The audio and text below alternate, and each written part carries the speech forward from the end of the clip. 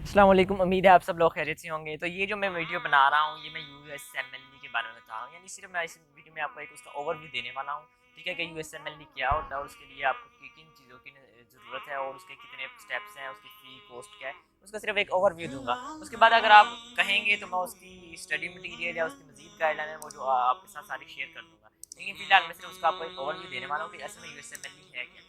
जो यूएसएमएलडी है ये स्टैंड करता है United state medical licensing exam. ठीक है, ये एक एग्जाम है जो कि आपको यूनाइटेड स्टेट ऑफ अमेरिका में अगर आप doctor as a residency as a training के तौर पर काम करना चाहते हैं उसके लिए आपका ये लाइसेंसिंग एग्जाम है, आपको देना पड़ता है। अब इसके जो वो यानी स्टेप्स कितने हैं या एग्जाम का पैटर्न क्या है वो मैं आपको बता देता हूँ। इसके अंदर बेसिकली 3 स्टेप्स आते हैं। स्टेप 1 आता है, स्टेप 2 आता है और आपका स्टेप 3 आता है। जो आपका स्टेप 1 है वो आपको मैं आगे एक्सप्लेन कर देता हूँ, यानी वो क्या है, वो आपका बेसिक के जो सब्जेक्ट्स हैं उनके ऊपर होता है।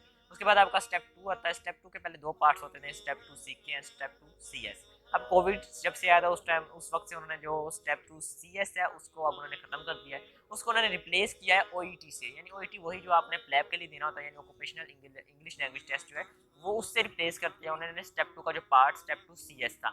उसके बाद आपका स्टेप 3 आता है। स्टेप 3 मोस्टली जो है वो ज़रूरत नहीं होती है आपको मैच के लिए। मोस्ट जितने भी लोग हैं वो जो अपना स्टेप 3 है वो मैच आने के बाद दे देते हैं। तो मैच के लिए आपको जो 2 चीज़ें रिक्वायर है वो आपको स्टेप 1 और स्टेप 2 ये 2 आपको पास करने होते हैं। जब आपका स्टेप 1 स्टेप 2 हो जाता है उसके बाद या फिर तो आप स्टेप 3 दे दें, अगर स्टेप 3 अपने मैच के बाद देना तो आप मैच के बाद दे दें। मोस्टली होता है कि आप स्टेप 1 और स्टेप 2 दे देते हैं, उसके बाद आप ईसीएफएमजी सर्टिफिकेशन के लिए अप्लाई करते हैं। ईसीएफएमजी असल में educational council for medical graduates है।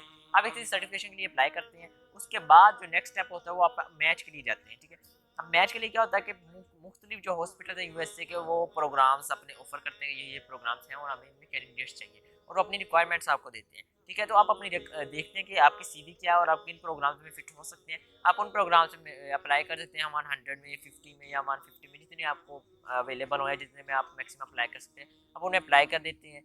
इसके बाद वो आपको इंटरव्यू के लिए कॉल करते हैं। ठीक है ना, यानी जो उन्हें लगता है कि ये कैंडिडेट्स हैं जो हमारी रिक्वायरमेंट्स के करीब करीब आ रहे हैं उनको वो इंटरव्यू के लिए कॉल करते हैं। और उस इंटरव्यू के बाद आपकी एक रैंक ऑर्डर लिस्ट लगती है। ठीक है, रैंक ऑर्डर लिस्ट में क्या होता है वो अपने प्रोग्राम्स और जो कैंडिडेट्स उसके बराबर आ रहे हैं, जो कैंडिडेट्स की रैंक लिस्ट बनी है उसको शो कर देते हैं। अब रैंक ऑर्डर लिस्ट के बाद आपको फिर कॉल आती है, मैच डेट या मैच कॉल, यानी मैच की जिस दिन सारे अनाउंस होंगे उस दिन डेट और वो आपकी, यानी उसको हम मैच कॉल कह देते हैं, मैच डेट कहते हैं। ठीक है, यानी अब आपको मैच आपका मिल गया है। मैच के बाद फिर आपकी रेजिडेंसी स्टार्ट होती है। तो ये सारा लॉन्ग प्रोसीजर है यूएसएमएलडी का, यानी एंड पे मैच डेट के बाद आप रेजिडेंसी के लिए जाते हैं यूएसए में। उसके बाद आप वहाँ पे अपनी मेडिकल प्रैक्टिस कर सकते हैं। अब हम आ जाते हैं कि ये यूएसएमएलडी का स्टेप 1 क्या है।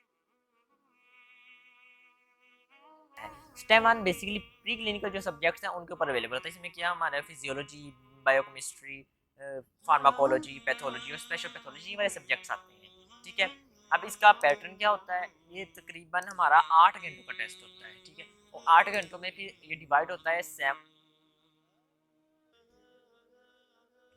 ब्लॉक्स के अंदर, यानी हर ब्लॉक 1 घंटे का होता है। 7 घंटे आपके ब्लॉक्स में जाते हैं जिसके अंदर आपको क्वेश्चंस अवेलेबल होते हैं।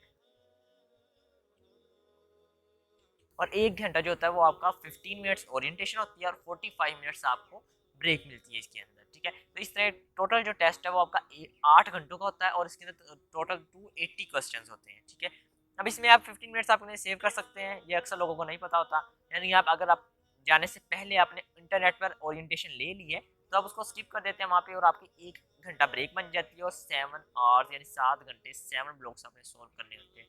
तो ये थी स्टेप 1 की जो पैटर्न मैंने आपको बता दिया। ठीक है, उसके बाद मैंने आपको बता दिया इसके सब्जेक्ट्स कौन से, यानी प्री क्लिनिकल सब्जेक्ट्स हैं आपके।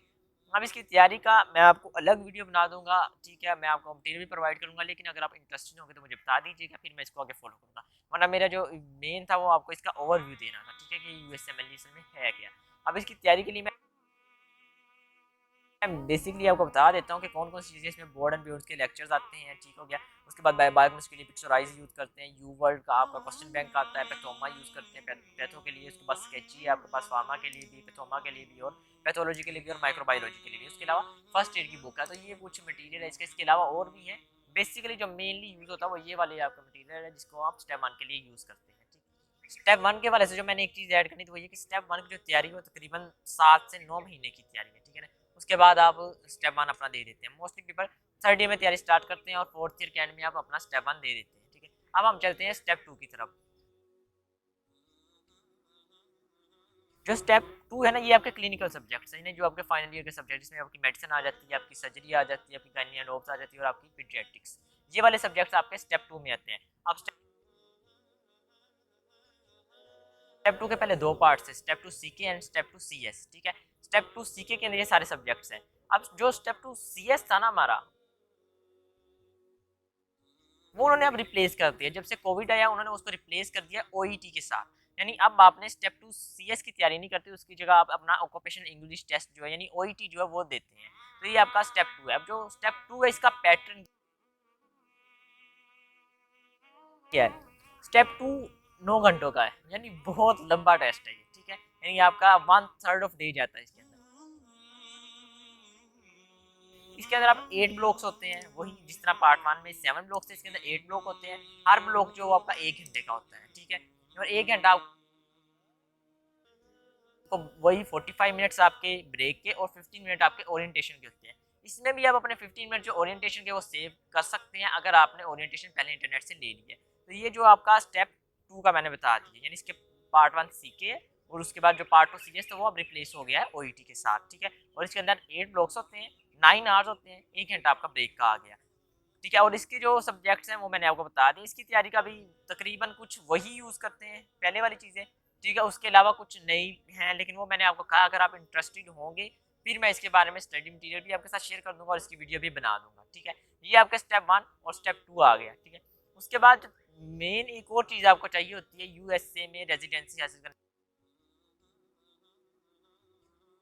के लिए, वो आपकी इलेक्टिव्स या ऑब्जर्वरशिप, ठीक है। इलेक्टिव्स और ऑब्जर्वरशिप क्या होती है इसको मैं एक्सप्लेन कर देता हूँ। इलेक्टिव्स जो है ना, ये आप ग्रेजुएशन से पहले किसी भी यूएसए के हॉस्पिटल के अंदर जाके प्रैक्टिस या एक यानी 3 माह या 1 मंथ के लिए आप वहाँ पे काम करते हैं या एज अ स्टूडेंट वहाँ पे रहते हैं और उनकी जो क्लिनिकल सेटअप है उसको एडजस्ट करते हैं और ऑब्जर्व करते हैं और उसके अंदर यानी देखते हैं कि आप उसके काबिल हैं नहीं और उसमें किस तरह क्या डिफरेंस है उसका पाकिस्तान और यूएसए के साथ, ठीक है। उसके बाद वो हॉस्पिटल आपको सर्टिफिकेट देता है, यानी ये इस बंदे ने यहाँ पे काम किया है और ये किस तरह कैपेबल था, ठीक है ना। वो आपको चाहिए होता है, ठीक है। इस टाइम जो रिक्वायरमेंट्स चल रही हैं वो आपसे कम से कम 2 इलेक्टिव्स मांग रहे हैं, ठीक है ना। जो सबसे बड़ा खर्चा यूएसए का वो इन इलेक्टिव्स पे ही होता है, यानी इलेक्टिव्स जब करने जाएंगे आप उसकी रिहाइश, वहाँ पे खाना पीना और जहाँ पे खर्चा वो सारा आपने वहाँ पे करना है, ठीक है। अब इलेक्टिव्स के बाद मैंने कहा था ऑब्जर्वरशिप, यानी अगर आप ग्रेजुएशन के बाद अगर करते हैं यही वाला काम तो वो आपका ऑब्जर्वरशिप में जाता है, ठीक है ना। अब ऑब्जर्वरशिप जो और इलेक्टिव में जो एक और डिफरेंस आता है वो ये है कि जब आप इलेक्टिव के लिए जाते हैं तब आप मेडिकल स्टूडेंट होते हैं, तब आपको अलाउ होता है कि आप पेशेंट के साथ इंटरेक्शन भी कर सकते हैं और उन्हें उनके ऊपर मेथड्स वगैरह भी कर सकते हैं। लेकिन जब आप ऑब्जर्वरशिप के लिए जाते हैं ना तो उसमें ये है कि आप मेडिकल स्टूडेंट नहीं रहे, तब आप सिर्फ कंसल्टेंट या जो वहाँ पे फिजिशियन बैठा हो उसके साथ बैठ के उसके साथ खड़े होकर आप सिर्फ ऑब्जर्व करते हैं पेशेंट्स को और उसके इंटरेक्शन को देखते हैं। तब आपको पेशेंट के साथ इंटरेक्शन 1 to 1 करने की या उन्हें बेहतर करने की आपको इजाज़त नहीं होती। तो ये डिफरेंस है इलेक्टिव्स और ऑब्जर्वरशिप में, ठीक है ना। इलेक्टिव्स आपको इजीली मिल जाते हैं, फोर्थ ईयर में मिल जाते हैं और फाइनल ईयर में भी मिल जाते हैं। अगर आपने नहीं की फिर आपको ऑब्जर्वरशिप के लिए जाना पड़ता है मेडिकल ग्रेजुएशन के बाद, ठीक है। तो ये मैंने आपको बता दिया, स्टेप 1 का बता दिया आपको, मैंने स्टेप 2 का बता दिया, मैंने ओईटी का बता दिया और मैंने इलेक्टिव्स के बारे में आपको बता दिया है, ठीक है। अब हम चलते हैं कि यूएसएमएल की कॉस्ट क्या है, सबसे बड़ा क्वेश्चन, यानी इसके ऊपर आपका खर्चा कितना होगा।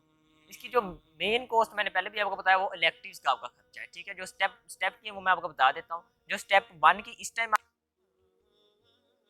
आपकी चल रही है वो $985 है, ठीक है। लेकिन अगर आप किसी और कंट्री में जाकर टेस्ट देते हैं फिर इंटरनेशनल टेस्ट डिलीवरी चार्जेस आपके ऊपर ऐड होते हैं।